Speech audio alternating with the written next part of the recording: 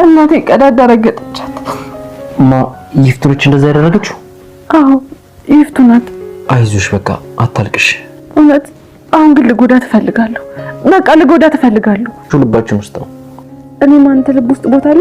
አንቺማ እባክህ መልስልኝ። በቃ አሁን ማልቀስሽን አቁሚ። ምን ታመጣለህ? እስኪ የምታመጣውን ንገረኝ። አባርራታለሁ። አዎ ዋጋዋን ሰጥቼ ነው እንደውም ያባረርኳት። ምን እንደምታመጣ እስኪ ያሳየኝ። የራስሽ ጉዳይ ነው። ተሰብስባችሁ ገረል መግባት ትችላላችሁ። ቆይ ግን ምን አይነት ሰው ነኝ? አንቺ ምን አደረግሽ? ቆይ ለምን ነው ራስሽን የምታስጨንቂ? ብዙ ነገር አደረኩኝ እንጂ ትላንትና አብነት በእኔ ምክንያት እንደዛ ሆነ። ዛሬ ደግሞ ታፈስ። ነይ እንደጀመርሽው ነይ። በጣም ይቅርታ። እንደዚህ ማድረግ እኮ ፈልጌ አይደለም። እባክሽ ይቅርታ አድርጊልኝ። ህብስት እውነት ይሄን ያደረግሽው አንቺ ነሽ? እኔ እኮ እናቴ አንቺ ነሽ ወይ? አለ ምንም ነገር አንተ የእውነት ህብስት ልታገባት ነው? አዎ ላገባት ነው። ምን ነው ችግር አለው? የለውም። ግን ምን? በል እስኪ በነካ እጅህ የመኝታ ቤቱንም ስራ በዛው ስራው። የጨምላቋ ልጅህን ጉዳይ እያልከኝ ነው?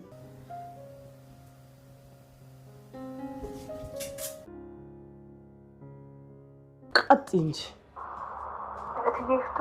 ሁሉ ትርምስምስ ፈጥራ ሄደች። ልጅ ደውላ ገንዘብ ፈልጋለሁ እያለች ነው። ቆይ እስኪ ልታብራራልኝ ትችላለህ? ምንድን ነው ይሄ? ልጅቷ ታስፈልገኛለች፣ ደግሞ ስራ እያሰራኋት ነው። የተረጋገጠውና የተቀዳደረው የእናቷ ፎቶ መሰለኝ። ምን ደግሞ ምንድን ነው እሱ? አንተ ደግሞ ማወቅ ነው። እንዴት ብሎ ነው ከጥፊ በላይ?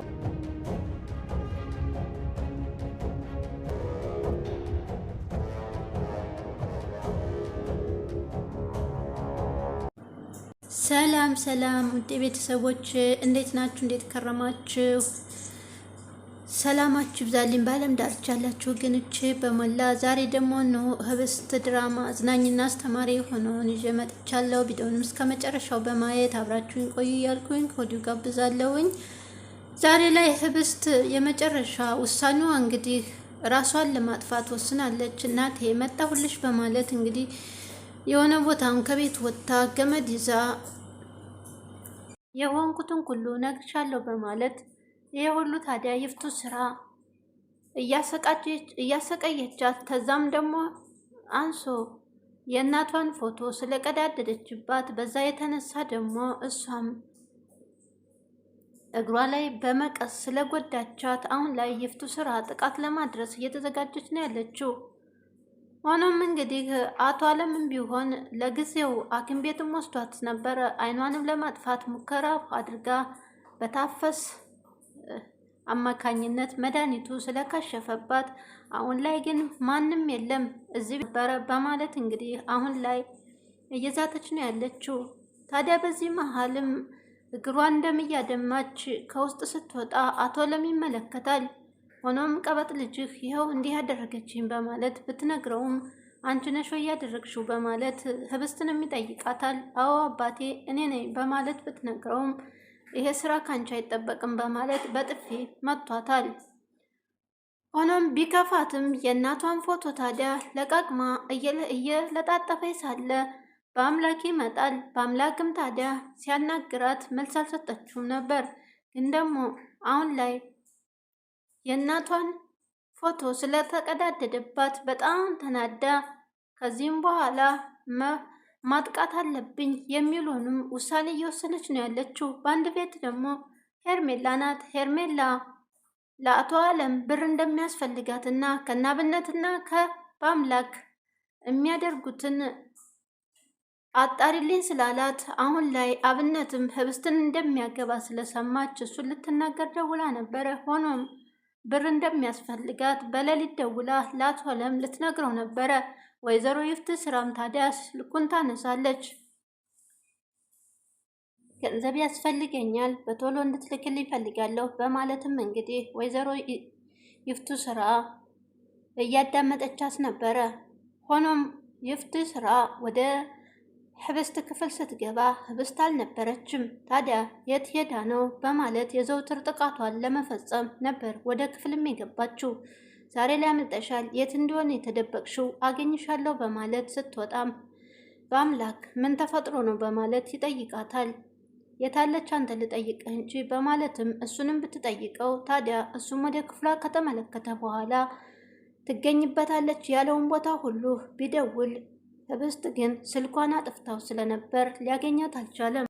በአምላክም ታዲያ አሁን ላይ ልታደርጊ ያሰብሽውን ነገር ስታስብ ቆያትና ስትመጣት ትፈጽሚዋለሽ በማለት ለወይዘሮ ይስራም ይነግራታል። አንተ ጠባቂ አይደለህም ወይ? እንዴት ስትወጣ አላየሃትም? በማለት ብትናገረውም እኔ ሌሊቱን ሁሉ ዘብ አልተቀጠርኩም፣ አንቺ ደግሞ አሁን ላይ የምታደርጊውን ነገር ልትፈጽም የነበረ ወደዚህ ክፍልስ የመጣሽው በማለት እንግዲህ ስታስቢና ስታልሚ ጠብቂያት እስከምትመጣ ድረስ በማለትም እህቱን ይናገራል። አቶ አለምም ቢሆን ሁሌም ስትወጣ ፈልገ የምታገኛት አንተ ነህ፣ ዛሬ እንዴት ሳታገኛት ቀረህ? በማለት ይጠይቀዋል። ሆኖም ታዲያ ሁሉም ቦታ ደውያለሁ፣ ግን ደግሞ እዛ ቦታ ላይ ትገኛለች ያልኩበት ቦታ ላይ ላገኛት አልቻልኩም፣ ስልኳም ዝግ ነው በማለት በአምላክም ይናገራል። ሆኖም ታዲያ እንዴት የሰው ልጅ ዝም ብሎ እዚህ ቦታ ነኝ ሳይል ይወጣል? የሆነ ነገር አጋጥሞት እንዳይሆን በማለት አቶ አለምም እንግዲህ ለራሱ ጥቅም እየተጨነቀ ነው ያለ። ወይዘሮ ይፍትስራም እንደሆነች አሁን ላይ ልጅቷ እኮ ጠግባለች፣ መኪና ድል ስታስነሳን ሰማት፣ ስለዚህ የኔ እንደማፍሳ እሷ አሁን ላይ በጣም ጠግባለች ልጅህ በማለትም እንግዲህ ተናገራል። አምላክም ታዲያ አንቺስ ጥፋተኛ አይደለሽም ወይ? ፎቶግራፏን የእናቷን ፎቶግራፍ መቅደድሽ አግባብ ነው ወይ? በማለት ይናገራል። ኖማ ቶለም ይህን ነገር ስለማያውቅ የምን ፎቶግራፍ በማለት ይጠይቃል። የእናቷን ቢለውም በአምላክ ታዲያ እናቷ የሞተችበትን ልጅ ፎቶ መቅደድ ምን ይባላል? ጥፋቱ ሙሉ በሙሉ አንቺ ጋ ነው በማለት ወይዘሮ ይስራን ተጠያቂ ያደርጋታል። እኔ ሳላውቅ ነው በጥፊ የመታኋት፣ ምናልባት ደሟን እያፈሰሰኝ ስትወጣ ዝም ብላ መስሎኝ ነው፣ ይሄ ነገር መቼ አወቅኩ? በማለት አቶ አለምም ይናገራል። ብትሆን በጥፊ መታት የለም ወይ? በማለት ወይዘሮ ይስራን ብትናገር፣ ግን ደግሞ ይሄን ነገር ስላላወቅኩ ነው በጥፊ መታኋት እንዴ በማለት እንግዲህ አቶ አለምም እየተጸጸተ ነው። በጥፊ መምታት አልነበረብኝም፣ እናቷ ከሞተች እኮ አሁን ቅርብ ጊዜ ነው፣ ስለዚህ የባሰውን እሳት ማንደድ ነው በውስጧ በማለት እንግዲህ አሁን ላይ በጣም ይጸጽተዋል። ሁሉም ነገር ታዲያ የእናቷ ፎቶ መቀደድ በጣም እንዳንገበገባት በአምላክም ይናገራል። እሷ እዛ ቤት ተቀምጣ ብዙ ጥቃቶች ደርሶባታል። ነገር ግን አሁን ላይ የእናቷን ፎቶ ስለተቀደደና ወይዘሮ ይስራ ደግሞ በእግሯም ቀዳዳ ስትረጋግጥባት የእናቷን ፎቶ አሁን ላይ ወይዘሮ ይስራንም ሆነ ማንኛውም ሰው መበቀል አለብኝ፣ የእናቴን አስረገጥኳት በማለት ህብስትም ለአምላክ ስለነገረች ታዲያ ከመውጣቷን በፊት በአምላክን በአንተ ልብ ውስጥ ቦታ አለኝ ወይ? እንዴትስ ነው የምትወደኝ? በማለት ብትጠይቀውም እሱ ግን ምላሽ ሊሰጣት አልቻለም። ቢወዳትም በልቡ ቢይዛትም ግን ደግሞ እኔ ወድሻለሁ በማለት መልሶላትም አያውቅም። በተደጋጋሚም ታዲያ በአንተ ልብ ውስጥ ምን አይነት ቦታ ነው ያለኝ እኔ በማለት ጠይቀው ነበረ። ሆኖም ታዲያ ምላሽ አላገኘችም። አሁን ላይ ማንም ሰው እንደሌላትና ሁሉም ጨክነውባት ጨካኝ እንደሆኑባት ምን ማድረግ አለብኝ በማለት ለራሷ በራሷ ማውራቷን ትቀጥላለች። እዚህ ቤት በጭራሽ መቀመጥ የለብኝም በማለትም ወረቀትና ቀለሟን እስክሪብቶዋን አንስታ ደብዳቤ መጻፍ ጀመረች። ለውጭም ከወጣች በኋላ ሆኖም ገመዱን ይዛ ስታወጣና ስታወርድ ታይታለች። ሆኖም አሁን ላይ ከባድ ውሳኔ በራሷ ላይ ወስናለች። ሆኖም ታዲያ ህብስት እውነት ራሷን ላይ ጥቃት ታደርስ ይሆን? ሆኖም በተደጋጋሚ እቤት ውስጥ ያለው ጥቃት ሲደርስባት በራሷ ላይ አንዳችም ነገር አልወሰነችም ነበረ። አሁን ላይ ግን በእናቷ ፎቶ መቀደድ በጣም ረብሿት ስለነበረ አንደኛ ነገር ደግሞ በአምላክን በልቡ ውስጥ ምን አይነት ቦታ እንዳለው ስትጠይቀው እሱ ምላሽ ስላልሰጣት፣ ሆኖም ከእሷ ጋር ከወጣ በኋላ ምን አለበት እወድሻለሁ ብላት፣ ምን አለ ባናግራት፣ ምን አለስ ባባ ብላትና ከጎኗ ብሆን በማለት ራሱ ላይ በራሱ እያሰበ ነበረ። እሷ ግን በቃ በአምላክም ቢሆን እኔን አይፈልገኝም፣ ለሱም ቢሆን ቦታ የለውም ለኔ በማለት ነበረ ህብስት የራሷን ውሳኔ ወስና ከቤት ወጥታ ራሷን ለማጥፋት የወሰነች። ታዲያ ባለፈው ክፍል ላይ ወይዘሮ ይፍትስራ ወደ እሷ ክፍል እሷን ለማጥቃት ስትገባ ህብስት ደግሞ ፎቶ ነበር እና እያየች እናቷን ፎቶ ወዲያውን ወደ ኋላ ትደብቃለች። የደበቀችውንም እንድታወጣ ይፍቱ ስራ ትናገራታለች። በዛን ሰዓት ምንም አይደለም ብትላት መንጭቃ ፎቶን ትወስድባታለች። ይህ አይደለም እየገረመች በማለትም ቦጫጭቃ ጥላ በእግሯ ትዳስሰዋለች፣ ትረጋግጥባታለች። ወዲያውን ታዲያ ህብስት በእናቷ በእግሯ ስትረጋግጥ መታገስና ትዕግስቷን ሙጥጥ ታደረገች በኋላ ከመኝታዋ ስር መቀስ አንስታ እግሯን ትወጋታለች። ሆኖም ወይኔ እግሬ እያለች ደሟን እያዘራች ወደ ውጭ በምትወጣበት ሰዓትም አቶ አለምም ከውጭ ሲመጣ ህብስት ደግሞ ከቤት ውስጥ ልትወጣ ስትል ነበር የተገጣጠሙት። ወዲያው ተከትላ አቶ አለምም ምንድነው ችግሩ በማለት ሲጠይቅ በጣም ጠገበች፣ በስለት ወቅታ ልትገለይ ነበር በማለት ለአቶ አለም ትናገራለች። አቶ አለምም ታዲያ ህብስትን እንዴት በእጇ በልተሽ ጠጥተሽ በእሷ እጅ አድገሽ እንደዚህ ታደርጊያለሽ በማለት ልጃቸውን በጥፊ ይመቷታል። አቶ አለምም ነገሩን ሳያጣራ ህብስት ላይ ጥፊ ያሳርፈውባታል። ከዛም ወደ ክፍሏ እንድትገባ ስለታዘዘች ክፍሏ ውስጥም ገብታ በሯን ዘግታ ስታለቅስ ከቆየች በኋላ የእናቷን ፎቶ በብላስተር ስትለጣጥፍ ነበር የቆየችው።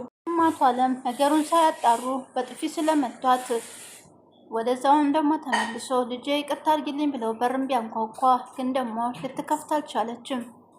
ሆኖም አቶ አለም ልጄ ስለሆንሽ ነው በማለት እንግዲህ ይቅርታ አድርጊልኝ ልጄ በሩንም ክፈችልኝ ቢሏት ህብስት ግን አልከፈተችም።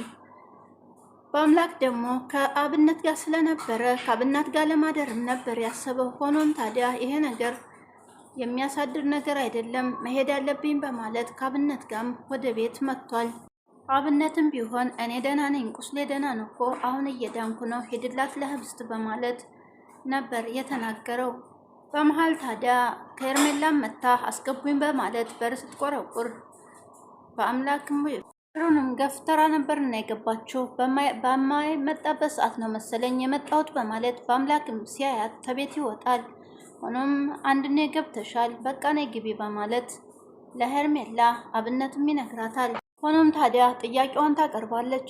ህብስት ልታገባት ነው የሚባለው እውነት ነው ወይ በማለት አብነትን ትጠይቀዋለች። አብነትም አዎ ምን ችግር አለው በማለት ቢነግራትም ነገር ግን እንደዚህ በአስቸኳይ መወሰናችሁ ግራ ስላጋባኝ ነው በማለት አሁንም ጥያቄዋን ትቀጥላለች። ይሄ ምንም ግራ ያጋባ የተወሰነ ነገር ነው በማለትም ግን አንቺ ማታ ማን ሰምተሽ ነው ቢላት ሆኖም ከዛ ከጓደኛቸው እንደሰማይ ትነግረዋለች። እሱም ቢሆን ያወቀው ከኔ ነው እኔ ነኝ የነገርኩት በማለት አብነት ይነግራታል። ሆኖም አንቺን የሚያስከፋሽ ነገር አለ ወይ በማለት ቢጠይቃትም አይ በማለት ምላሿን ሰጥተዋለች። ሆኖም ታዲያ ወዲያውም ተፈንጥራ ከቤት ለመውጣት አስባለች። ማደሪያ ያገኘሽው ሲላት አዎ እዚሁ ሰፈር ነው ያገኘሁት፣ ሆኖም አሁን አንተ ላይ ነበር የመጣሁት በማለት አሁን ግን መሄድ አለብኝ ብላ ትወጣና ወዲያውም ታዲያ አቶ አለም ያቀነባበረውን ነገር ወዲያው ስልኳን ታንስታ ትደውልለታለች። ሆኖም አቶ አለም ራሱ ስላቀነባበረው ይሄን ነገር ስትነግረው ሌላ ነገር ተባልሽ እንጂ ይሄንን ማን ንገሪኝ አለሽ፣ ሌላ ስራሽን ቀጥይ በማለት ነበር ስልኩንም የጠረቀመባት። ሆኖም አብነትን እንድታገባ ራሱ ስለወሰነ አሁን ላይ የእሱን ነገር መስማት አስፈላጊ አይደለም፣ ግን ደግሞ ሌላ አዲስ ነገር ካለ ስራሽን ስሪ በማለት ነበር የተናገራት። አብነትና ህብስት ሊጋቡ ነው በማለት ነበር የነገረችው። ሆኖም አቶ አለም አብነትንም ቢሆን አፋጥነው እንጂ ምን እየሰራህ ነው ያልኩህስ ነገር በማለት እየጠየቀው ነበረ። ሆኖም ትንሽ አደጋ እንደደረሰበትና አሁን ላይ ቤት ውስጥ ላይ እንደሆነ ለአቶ አለም ሲነግረው ህብስትንም ቢሆን እንድትመጣ አድርግ ወደዚህ በማለት ሲነግረው ወደዛም እንድትሄድ ልኳት ነበር ባለፈው። ታዲያ ህብስትም እዛ ልደርስ ስትል በአምላክ እዚያ አታድርም ወደ ቤት ተመለሺ በማለት ስለነገራት ነው ቤትም ተመልሳ ይሄ ሁሉ ነገር የተፈጠረባት። ታዲያ ሄርሜላ አሁን ላይ የሌላ አዲስ ነገር ካለ እንጂ ይሄንን ተዩ በማለትም አቶ አለም ይናገራል። በአምላክም ወደ ቤት ከመጣ በኋላ የህብስት ክፍል ቁልፍ ስለነበር ሆኖም ከብዙ ቆይታ በኋላም በሩን ትከፍትለታለች። ወደ ውስጥም ሲገባ ታዲያ የእናቷ የተቀዳደደ ፎቶ ስትለጣጥፍ ነበር ያገኛት። ሆኖም ምንም ብጠጋግ ነው የእናቴ ፎቶ ሊመለስ አልቻለም፣ ምን ማድረግ እችላለሁ በማለት በንዴት ህብስት የእናቷን ምስል እንደዛው እንደነበረ ሊመለስለት አልቻለም። በጣም እያዘነች እያለቀሰችም ነበረ። ሆኖም ህብስት በዛን አጋጣሚ በልብህን ምንድን ነው በማለትም ስትጠይቀው ነበረ። ምላሽ ለመስጠት ምንድን ነው የምትጠይቂኝ? ተረጋጊ ባክሽ በማለት ጥሏትም ከክፍል የወጣው። ወደ ክፍሉም ሄዶ ታዲያ ለምንድን ነው ወድሻለሁ አለሁልሽ ብዬ እቅፍ አድርጌ ያላባበልኳት በማለት ያስባል። ሆኖም ተመልሶም ቢገባ ምን እንዳረግልሽ ነው የምትፈልጊው በማለት ቢጠይቃትም አሁን ላይ ምላሽ ግን አግኝቻለሁ በቃ ተወኝ በማለት ነበረ የተናገረችው። እሱም ታዲያ ጥሏት ይሄዳል። ሆኖም በማምላክ ታዲያ ውጭም ላይ ከወጣ በኋላ የወይዘሮ ይስራ የምትወደው የግድግዳ ላይ ስዕል አንስቶ ያፈርጥላታል። ሆኖም በተሰበረበት ሰዓት በጣም ትናደድና ወይዘሮ ይፍቱ ስራም ማነው የሰበረው? ይሄንን ደግሞ እኔ የምወደውና በውድ ዋጋ የገዛሁት ነው። ይቺው በፎቶ የተነሳ የፎቶ ምላሽ ነው እቃዬን የሰበረችው በማለት አሁንም ቢሆን ህብስት ላይ ታንቧርቅባታለች። በአምላክም ቢሆን ተረጋጊ ቢላትም ልትሰማ አልቻለችም። ህብስት በአስቸኳይ ወደዛ እንድመጣም ትነግሪያታለች። ሆኖም ለምን ሰበርሽው? ፎቶሽን ስለቀዳድኩት ነው ወይ አንቺ ምላሽ የምትሰጭኝ? እኔ ደግሞ አጣፌታውን አደርግልሻለሁ ለምንስ ጣልሽው ብላ ትናገራታለች። ህብስትም ብትሆን እኔ ወደዚህ ቦታ አልመጣሁም እኔ አልጣልኩትም በማለት ትናገራለች። ሆኖም ህብስት ተመልሳ ሁሉም ጨካኞች ናቸው ጨካኝ በማለት እንግዲህ የራሷን ውሳኔ ለመወሰን የቻለችው ወይዘሮ ይስራም ታዲያ አሁን ላይ አሳይሻለሁኝ ጎንበስ ብለሽ ደሜን እንዳፈሰሽው ደሜን ትጠጫለሽ አስጠጣሻለሁ በማለት ህብስት እያለች እየተጣራች ወደ ክፍሏ ስትገባ ህብስት አልነበረችም። ሆኖም ህብስትን መጣራት ጀመረች። ወዲያውም ታዲያ በአምላክ የሰማው ጊዜ ወጥቶ ወደ ህብስት ክፍል ቢገባ ህብስት አልነበረችም። የት ሄዳ ነው በማለት ቢጠይቅም ግን ደግሞ መቼ ነው ያየሻትም በማለት ይጠይቃታል። ያው አሁን አንተ ስጣራ በመጣበት ሰዓት በማለት ብትነግረውም ሆኖም የት ሄዳ ነው ፈልገህ አምጣት በማለት በአምላክንም ትናገረዋለች። መቼም ለነገር እንደፈለግሻት ገብቶኛል፣ ግን ደግሞ እንዳይጠፋብሽ መዝግበሽ ያዡ በማለትም ይናገራል። አንቺ ተንኮል የማያልቅብሽ ሴት ነሽ፣ ክፉ ሴት ነሽ በማለትም ተናግሯታል። ሆኖም ታዲያ ህብስትም ብትሆን ወደዛ ወደ ጎዳና ላይ ወጥታ ብዙ ስታለቅስ ከቆየች በኋላ ገመዷን ይዛ እያገላበጠች በቃ ውሳኔዋን ትወስናለች። በአምላክም እንግዲህ ለነ አብነትም ደውሎ ቢጠይቅ እንኳን እዛ እንዳልመጣች አብነትም ይናገራል። አብነትም ለሄርሜላ ቢጠይቃት በጭራሽ አልመጣችም ወደ እኔ በማለት ትናገራለች። ሆኖም እሷ ትሄዳለች ብሎ ያሰበበት ቦታ ሁሉ ስልኩን ይደውላል፣ የለችም። አምላክም ታዲያ ወዴት ሄደች ይባላል ይች ልጅ የት ሄድስ በማለት በጣም እየተጨነቀ ነበረ። ሄርሜላ በአንድ በኩል በሌሊቱ ለአቶ አለም ስልክ ትደውላለች። ሆኖም ስትደውል አቶ አለም ስልካቸውን አስቀምጠው ከመኝታ ቤታቸው ወጥተው ስለነበረ በዛን ሰዓት ደግሞ ይፍቱ ስራ እዛው ቤት ውስጥ ነበረ። ተደጋግሞ ሲደወል ስልኩን ታነሳዋለች። ሆኖም ይፍቱ ስራ ስልኩን አንስታ ያዳመጠች ነበረ። ብር ያስፈልገኛል በአስቸኳይ ብር ላክልኝ በማለት አቶ አለምን ትናገራለች። ሆኖም በዝምታ ካዳመጠች በኋላ ሄርሜላ ምን ፈልገሽ ነው በዚህን ሰዓት የደወልሽው? በጆሮዋ ላይ ትጠረቅምባታለች። ወይዘሮ ይፍቱ ስራም ባሏ ላይ ይፍቱ ስራም ታዲያ በዚህ በሌሊት ምን ፈልጋ ነው የምትደውለው በማለት ባሏ ላይ ታፈጣለች።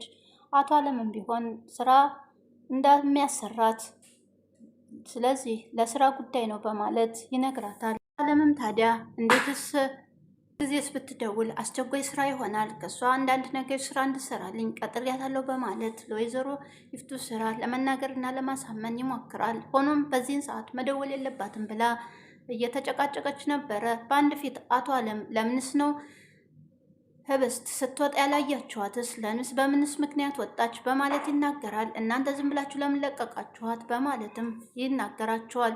ሆኖም በአምላክ የእናቷ ፎቶ ስለተቀደደ በጣም ከፍቷት እያለቀሰች ነበረ። አሁን ላይ አቶ አለም በጥፊ መምታቱ በጣም አናዶታል። እንዴት አልታገስኩም ሁኔታውን ሳላረጋግጥ ለምንስ መተዋት በወይ ልጄ በማለት ነበረ ሲናገር የነበረው።